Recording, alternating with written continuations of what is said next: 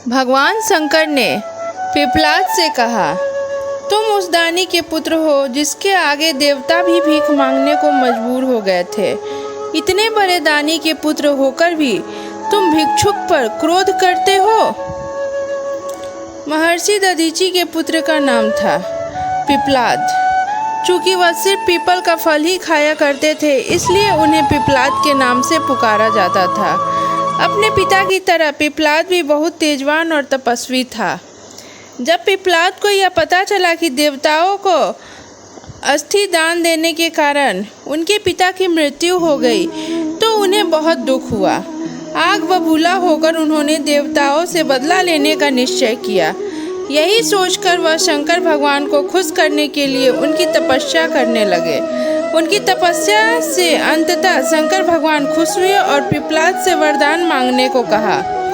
पिपलाद ने भगवान से प्रार्थना की, हे आशुतोष, मुझे ऐसी शक्ति दो जिससे मैं देवताओं से अपने पिता की मृत्यु का बदला ले सकूं। भगवान शंकर तथास्तु कहकर अंतर्ध्यान हो गए। उनके अंतर्ध्यान होने के तुरंत बाद वहां एक काली कलूटी लाल लाल आंखों वाली राक्षसी प्रकट हुई। उसने पिपलाद से पूछा, स्वामी आज्ञा दीजिए, मुझे क्या करना है? पिपलाद ने गुस्से से कहा, सभी देवताओं को मार डालो। आदेश मिलते ही राक्षसी पिपलाद की तरफ झपट पड़ी। पिपलाद अचंभित हो चीख पड़ा, ये क्या कर रही हो?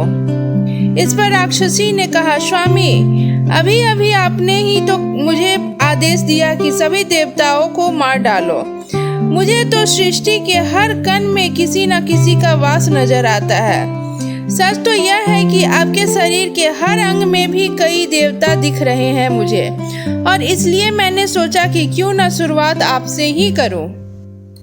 पिपलाद भयभीत हो उठे। उन्होंने फिर से शंकर भगवान की तपस्या की। भगवान फिर प्रकट हुए।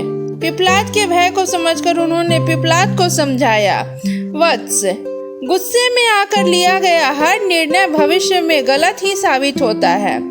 पिता की मृत्यु का बदला लेने की धुन में तुम यह भी भूल गए कि दुनिया के कण कण में भगवान का वास है।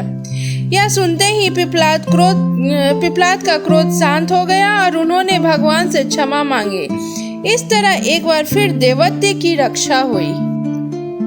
जय भोलेनाथ।